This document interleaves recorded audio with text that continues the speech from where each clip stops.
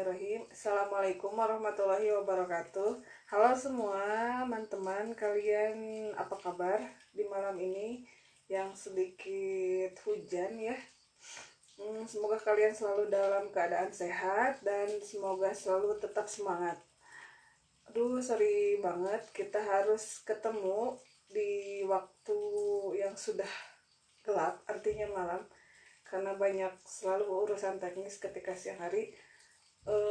Kadang banyak ya gitu, ada kendala-kendala teknis yang memang tidak bisa diatasi secara cepat. Sudah ada 15 jemaah sejarah Indonesia nih. Ayo yang lain muncul. Oh, ini ada kelas 12 ya. Sebetulnya terima kasih buat kelas 12 yang sudah ikut gabung. Sebetulnya siaran malam ini atau live IG malam ini untuk kelas atau untuk tingkat 10 aja. Kita belum bikin planning bareng-bareng untuk kelas 12 karena memang rencananya setelah ini saya akan berdiskusi sama kalian kira-kira enaknya live IG-nya kapan nih, jam berapa besok tuh gitu. Kalau pagi-pagi sekitar jam 8 dan sebagainya lah. Tapi sebetulnya untuk malam ini khusus untuk tingkat 10 aja. Dan sekarang yang gabung sudah 15 orang, nggak apa-apa lah 15 orang juga. Sambil menunggu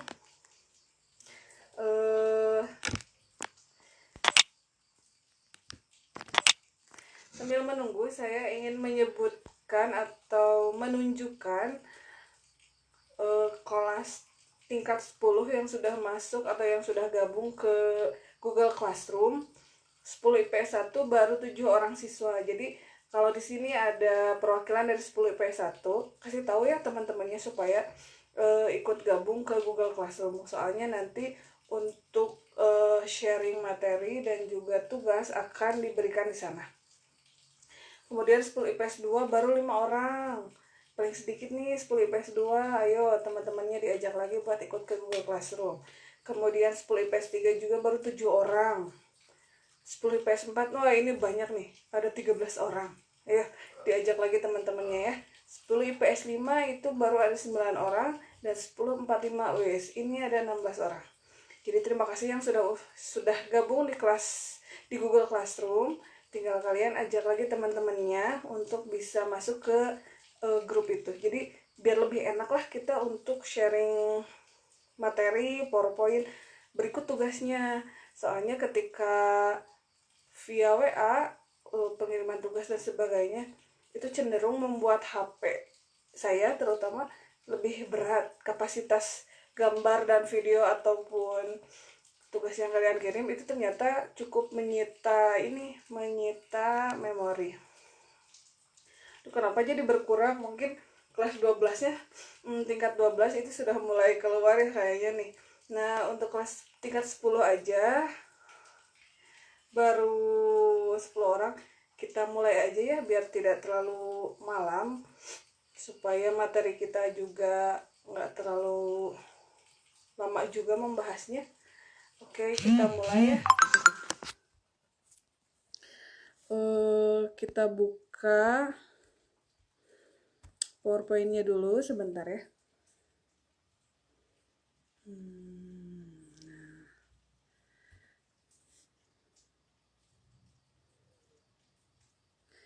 Sebelum ke PowerPoint, kira-kira nih menurut kalian siapa sih nenek moyang bangsa Indonesia? Mungkin teu lamun orang Eropa atau bangsa Amerika. Coba kita lihat hidung kita, apakah sebangir atau semancung Brad Pitt? Enggak ya? Atau setinggi dan segagah Cristiano Ronaldo? Tentunya. Atau mungkin mata kita sebiru seperti James Bond tuh? Enggak ya kayaknya kita nggak ada darah-darah Eropa deh. Kalau bangsa Indonesia secara banyaknya, terutama suku Jawa, nggak ada ya darah-darah Eropa. Terus kita itu kira-kira keturunan mana nih? Coba kita amati lagi negara tetangga jiran. Malaysia rada mirip tuh, rada mirip. Kemudian dari Singapura mirip oge. Kira-kira Cina mirip nggak? Miripnya aya nu barodasnya. Nah, itu akan kita bahas di pertemuan hari ini. Dalam live IG hari ini, kita akan bahas kira-kira asal-usul nenek moyang kita itu dari bangsa mana sih? Dan kira-kira atau kita bisa menyamakan dan mengidentifikasi hal apa saja bahwa kita itu mirip mereka. Oke, tapi kita buka dulu dengan corak hidupnya dulu seperti apa ya. Kita mulai dengan PowerPoint-nya. Ini dia.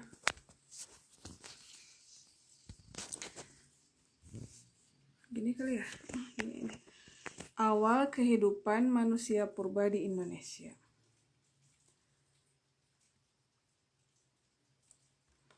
Oke, slide. Nah, ada teori pembentukan bumi. Sebetulnya teori pembentukan bumi ini ada videonya, tapi karena durasinya panjang, jadi saya hanya menampilkan slideshow-nya saja. Nah, teori pembentukan bumi yang saya pegang atau yang akan kita pelajari adalah teori pembentukan bumi Big Bang dan teori pembentukan bumi nebula. Teori Big Bang itu menyebutkan bahwa bumi ini terbentuk ketika ada sebuah planet besar, satu-satunya planet yang ada di alam semesta itu besar. Saking besarnya dan terdorong atau terhimpit oleh massa udara di angkasa, di semesta itu sendiri, akhirnya si planet tersebut malah meledak. Nah, ketika meledak, dia akhirnya terpecah belah, lalu berserakan di alam semesta itu sendiri. Akhirnya si serakan-serakannya itu menjadi planet-planet tersendiri. Akhirnya disitulah disebut dengan teori Big Bang. Big itu artinya besar, Bang itu ledakan. Jadi bumi itu berasal dari sebuah ledakan besar. Dan bumi itu adalah bagian serpihan-serpihan dari ledakan tersebut. Kalau yang kedua, teori nebula itu jadi ada dua gumpalan asap yang semakin besar, gumpalan udara mungkin ya lebih tepatnya. Ketika di alam semesta itu belum ada apapun, tapi ternyata ada dua gumpalan udara yang terus berkumpul membesar yang akhirnya membentuk dua planet terbesar, membentuk dua planet yang besar. Salah satunya memancarkan panas dan salah satunya lagi sama, dia pun akhirnya tidak kuat menahan panas dari planet tersebut, akhirnya dia pun meledak. Dan ketika dia meledak, serpihan-serpihan dari ledakan tersebut akhirnya membentuk planet baru. Tapi ketika yang planet yang panas tersebut dia nggak meledak, tapi dia menjadi inti tata surya. Mungkin itu yang disebut dengan matahari, dan matahari menjadi pusat dari tata surya.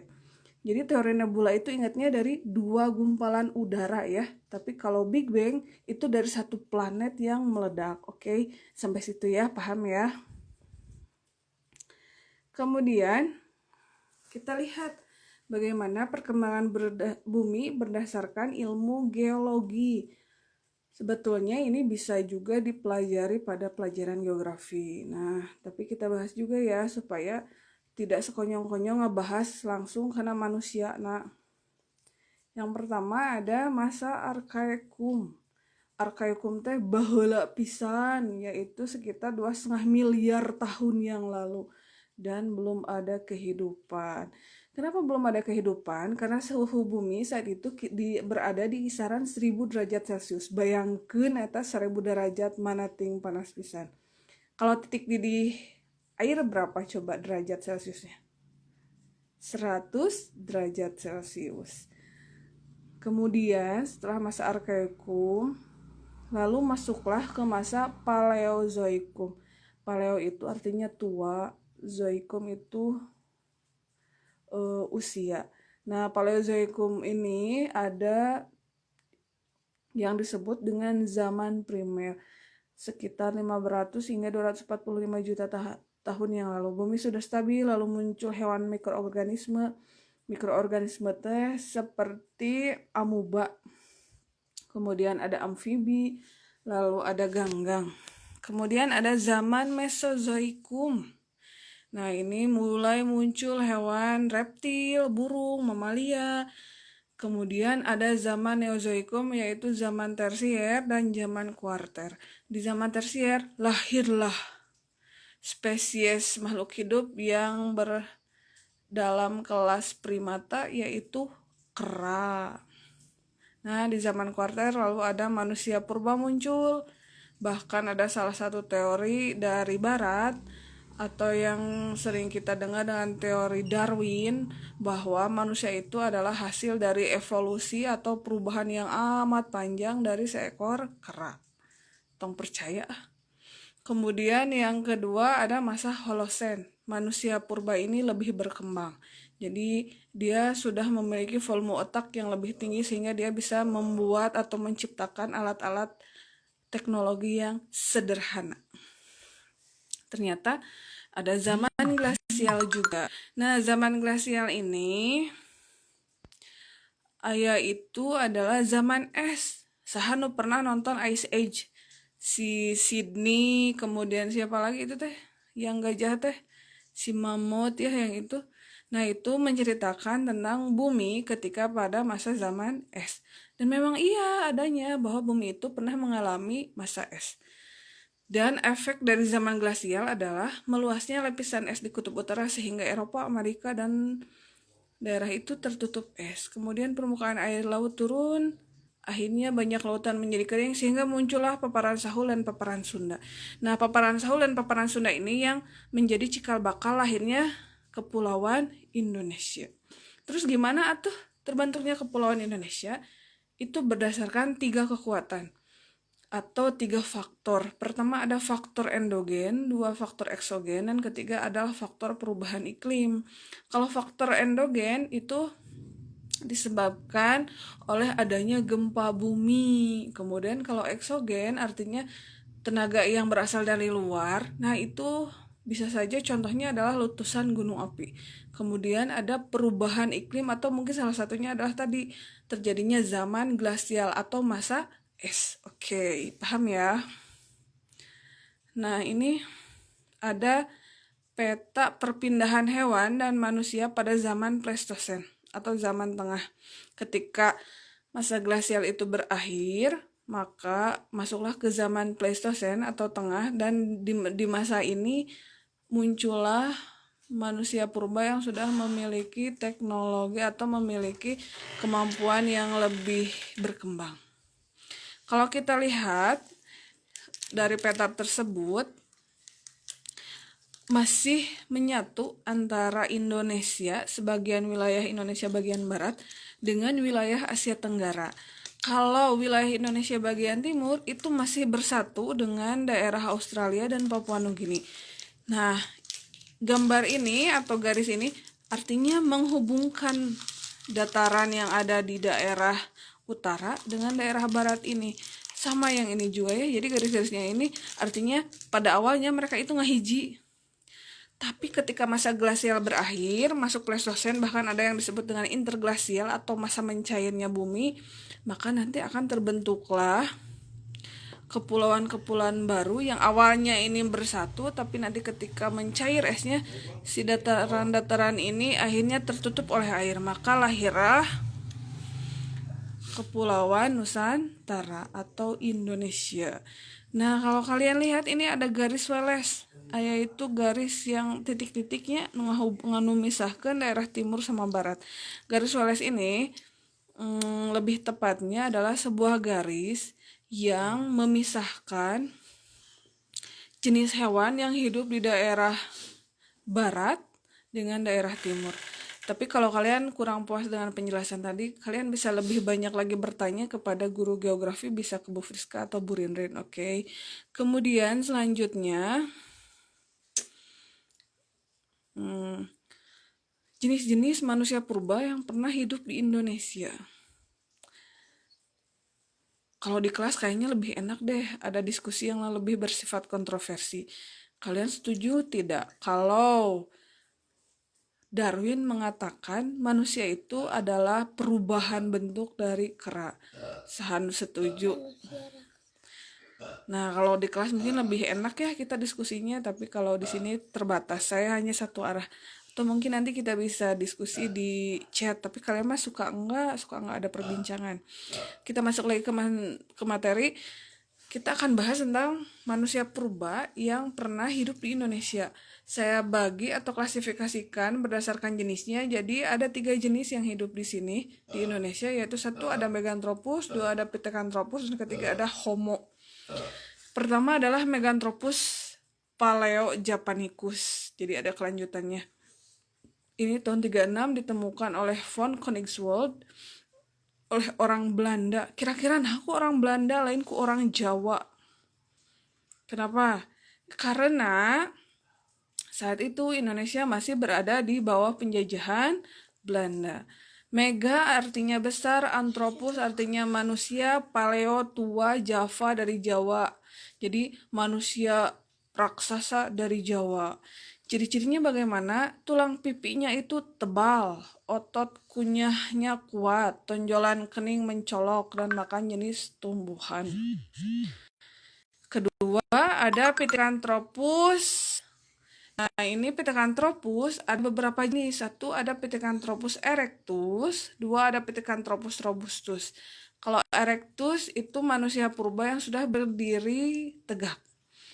Robustus pun sama. Kalau erectus itu ditemukan di Sungai Bengawan Solo, kalau Pithecanthropus robustus itu ditemukan di daerah Sangiran. Siapa penemunya? Yaitu Eugene Dubois, atau ditulisnya Eugene Dubois. Dia orang Prancis tapi bekerja untuk pemerintah Belanda. Eugene Dubois ini menemukan fosil Pithecanthropus di Trinil. Ciri-ciri tinggi badan dari Pithecanthropus itu adalah 165 cm sampai 180, gerahamnya besar dan hidungnya besar. Kemudian ada manusia purba dengan jenis Homo. Nah, ada 3 jenis yang saya tuliskan, yaitu Homo wajakensis, soloensis, dan florensis. Homo wajakensis itu ditemukan di Wajak, Tulung Agung. Penemuannya berupa tengkorak. Dan selanjutnya bisa kalian baca di Solo, lalu di Florence. Yang membedakan Homo dengan Pithecanthropus dan Meganthropus adalah tingkat kepintarannya. Ketika Meganthropus dan Pithecanthropus, volume otak mereka itu masih terbatas, sekitar 250 sampai 500 cc. Tapi ketika manusia itu berevolusi, berubah, lalu masuk ke dalam klasifikasi Homo, otak mereka itu sudah mulai berkembang, teman-teman, yaitu 380 cc hingga 1200 cc. Maka mereka sudah sedikit pintar. Terus manusia zaman ayeuna sabaraha cc dina otakna? 125 gitu? Bukan, eta mah motorna si Rossi. Tapi kalau manusia hari ini volume otaknya itu ada di kisaran 2000 hingga 2000 sekian. Jadi sudah sangat pintar. Kita lihat, lalu bagaimana persebaran nenek moyang bangsa Indonesia? Jadi urang teh berasal dari Meganthropus kah? Pithecanthropus kah? Atau Homo kah? Bukan, teman-teman. Kita lihat dulu ya. Nah, ini teori, lambaikan dulu ah. Ini adalah teori asal-usul nenek moyang bangsa Indonesia. Yang pertama adalah teori Nusantara. Siapa yang mencetuskan teori Nusantara? Itu Muhammad Yamin. Kemudian ada J. Crawford, dia orang luar negeri. Lalu ada Sultan Takdir Ali Syahbana. Ini Sultan ya, bukan Stan, tapi Sultan. Isi teorinya adalah bahwa bangsa Melayu dan Jawa memiliki peradaban tinggi. Jadi tekudulah aya manusia yang berpindah ke daerah Nusantara. Tapi bahwa nenek moyang bangsa kita itu adalah bangsa kita itu sendiri, yaitu bangsa Melayu. Kemudian ada kesamaan bahasa Campa, meskipun hanya kebetulan.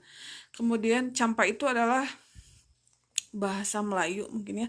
Kemudian fosil dan artefak tertua pun ditemukan di Indonesia.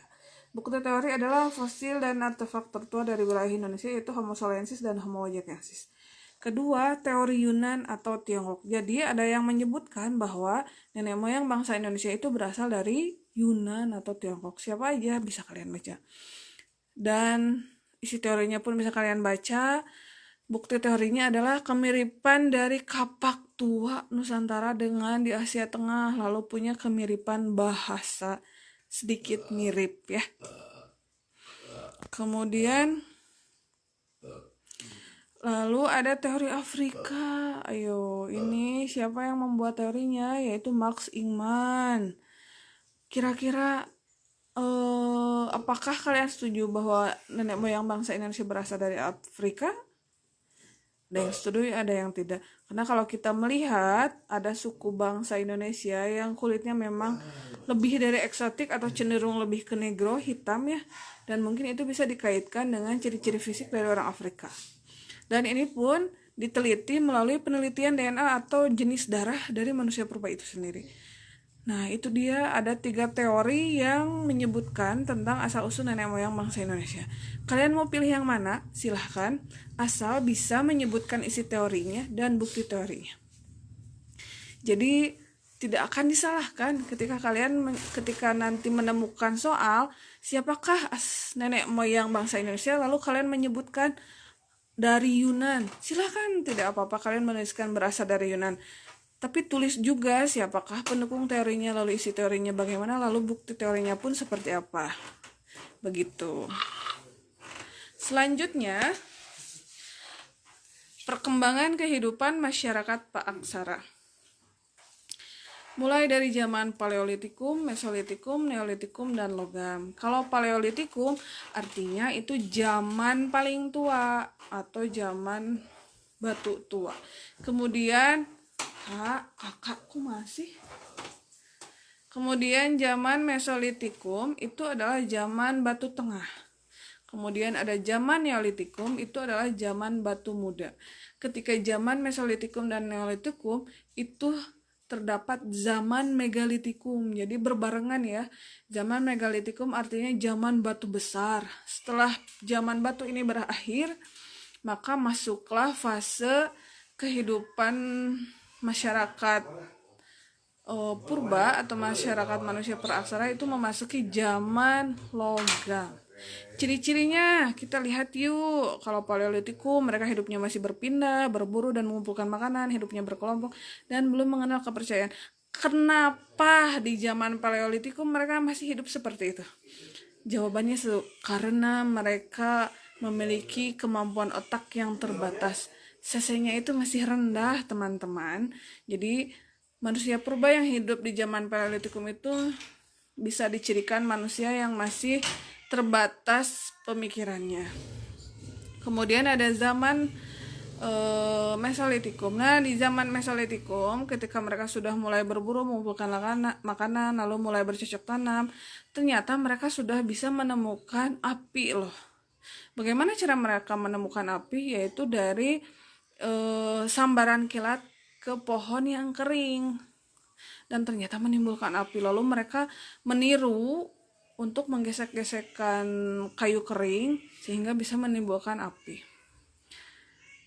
Sebetulnya ada videonya, tapi sayangnya nanti aja kalau kita di kelas mungkin kita bisa putar videonya. Dan ketika di zaman Mesolitikum pun mereka sudah hidup berkelompok dan mereka sudah mulai sebagian menetap atau semi-sedater, hidup di abri suroh.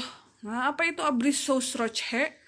Atau dibacanya abri suroh, itu adalah gua untuk tempat tinggal yang sifatnya sementara, yang dianggap bisa melindungi manusia purba dari panas dan hujan. Kemudian ketika di zaman Mesolitikum pun mereka sudah mulai mengenal kepercayaan. Apa sih kepercayaannya? Yaitu totemisme. Hayo eta naon totemisme? Yaitu kepercayaan kepada hewan yang dianggap sudah memberikan apa ya? Kebaikan dan keuntungan dalam kehidupan manusia. Maka sebagai ungkapan terima kasihnya, hewan tersebut dipuja-puja. Kira-kira hewan apa coba yang suka dipuja sama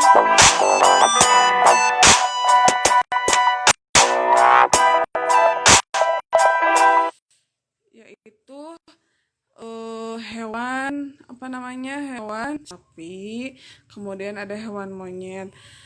Nah, lalu kita lanjut lagi ke masa Neolitikum. Di masa Neolitikum atau zaman batu muda sudah mulai hidup menetap, kemudian sudah bercocok tanam dan sudah hidup berkelompok. Nah, di masa Neolitikum ini sudah mengenal kepercayaan animisme dan dinamisme. Apa itu kepercayaan animisme? Yaitu percaya bahwa roh arwah nenek moyang itu harus dihormati. Karena ketika masa hidupnya masyarakat atau manusia prasejarah ini akan menjadikan seseorang yang kuat dan dan memiliki kecakapan dalam berburu ataupun lainnya, itu akan dijadikan sebagai pemimpin. Jadi lamun di kelompok anu panggagahna tong panggenutna tapi gagah wanian jago berburu, biasana itu yang paling kuat. Kemudian ketika si orang tersebut dijadikan pemimpin lalu akhirnya mati, nah orang tersebut akan dipuja-puja karena dianggap sudah memberikan kebaikan selama hidupnya bagi kelompoknya.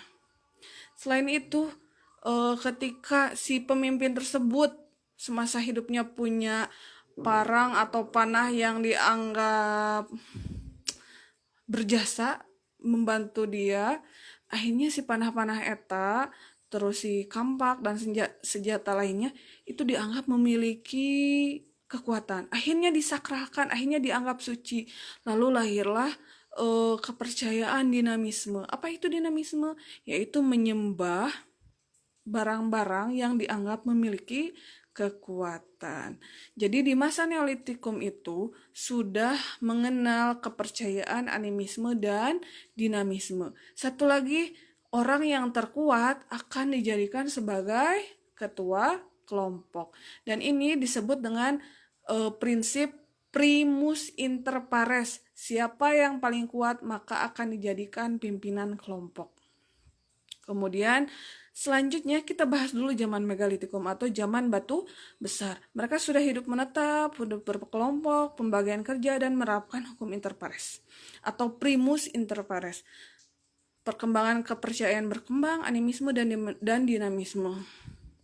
Nah, di masa zaman Megalitikum ini, mereka lebih taat kepada kepercayaannya. Apa buktinya? Yaitu adanya menhir. Naon sih menhir teh? Nyaeta tugu pemujaan arwah nenek moyang. Jadi si nenek moyang teh disembah melalui perantara teh naon? Tihang badag tina batu. Tah ieu anu disembahna.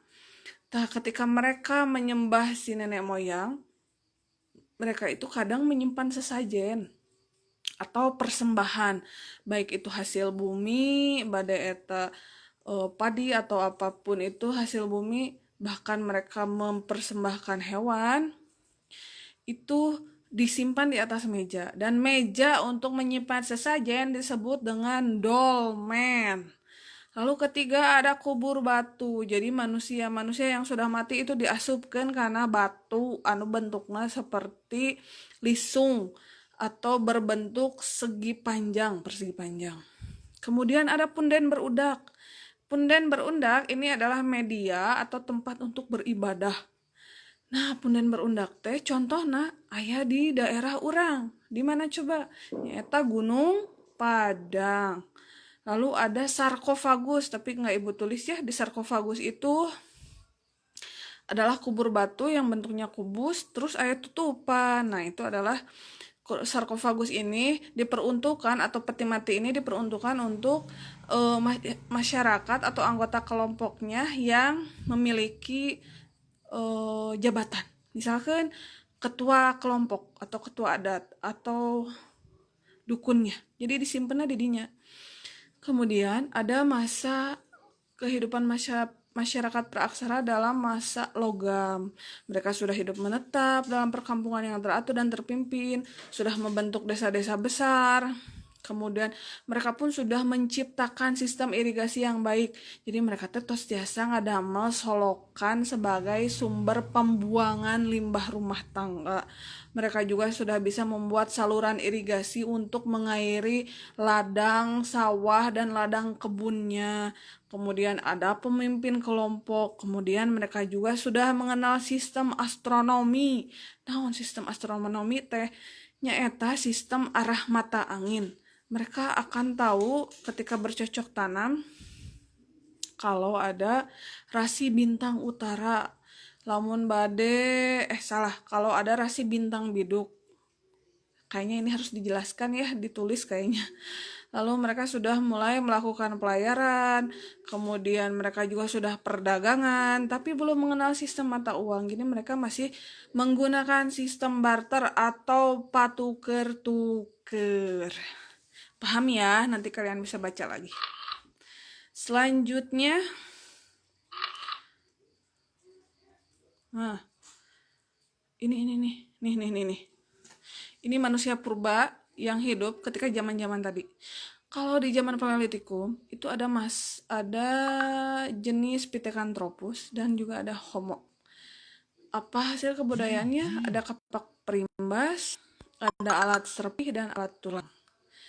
Kalau di zaman Mesolitikum ada Homo sapiens. Hasil kebudayaannya bisa kalian lihat, ada kapak genggam Sumatera, ada flag itu terbuat dari tulang, bentuknya seperti pancuh. Kalian tahu pancuh tenda? Nah, fungsinya untuk apa? Untuk menikam atau menusuk. Lalu alat bahan tulang, nah biasanya ini dibentuk kayak pisau belati juga untuk memotong. Lalu ada abri surah, nyata gua tempat tinggal manusia purba. Kemudian ada Kyoken Modinger. Naon iya Kyoken Modinger teh? Nyata tumpukan sampah kerang. Tumpukan sampah kerang hasil konsumsi manusia purba. Jadi ketika mereka berdiam diri di gua atau mereka berdiam sementara dekat pantai, biasanya mereka akan mengkonsumsi binatang laut, salah satunya adalah kerang. Dan ketika mereka makan, sampahnya itu bisa sampai menumpuk. Ketika lama-lama, akhirnya menjadi fosil yang disebut dengan Kyokin Modinger. Dan di masa Mesolitikum ini pun mereka mengenal api. Di masa Megalitikum, nah itu bisa kalian lihat ada kapak lonjong, mata panah, dan manusia pendukungnya di situ pun sudah ada ya. Di zaman Neolitikum, nah ini sudah mulai manusia-manusia yang pintar, yaitu ada Proto Melayu atau Melayu tua. Mereka menghasilkan gerabah atau alat rumah tangga seperti apa? Coba gerabah teh, kendi tempat air. Kemudian ada lagi semacam ulekan, itu pun berasal dari zaman Neolitikum. Lalu ada beliung persegi, kapak lonjong, dan mata panah.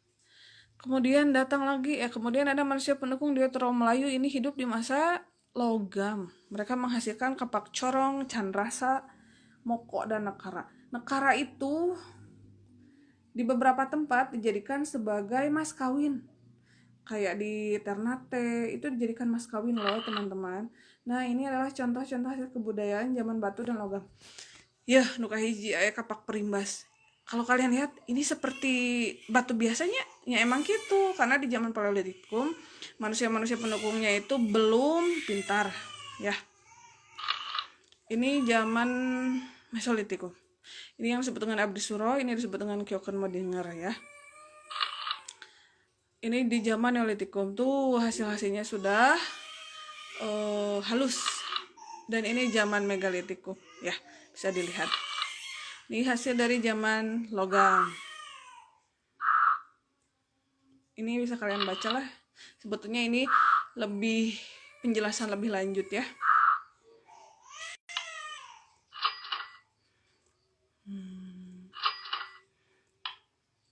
Nah ini teknologi pembuatan gerabah dan lainnya. Ini teknologi pembuatan perahu atau disebut dengan perahu bercandi. Kalau kalian sudah mengunjungi Borobudur, kalian pasti akan menemukan gambar ini, dan ini terletak di lantai kedua dari Candi Borobudur. Udah, itu doang.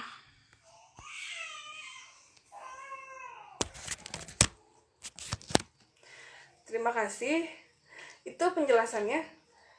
kalian bisa baca lagi, bisa pahami lebih lanjut lagi. Sudah ada PowerPoint-nya, sudah ada modulnya, dan itu bisa dijadikan pegangan untuk kalian dalam menjalani atau dalam mempelajari materi tentang asal-usul manusia purba dan kehidupannya. Nah, bagi yang sudah masuk ke Google Classroom, terima kasih. Sekali lagi saya ucapkan terima kasih.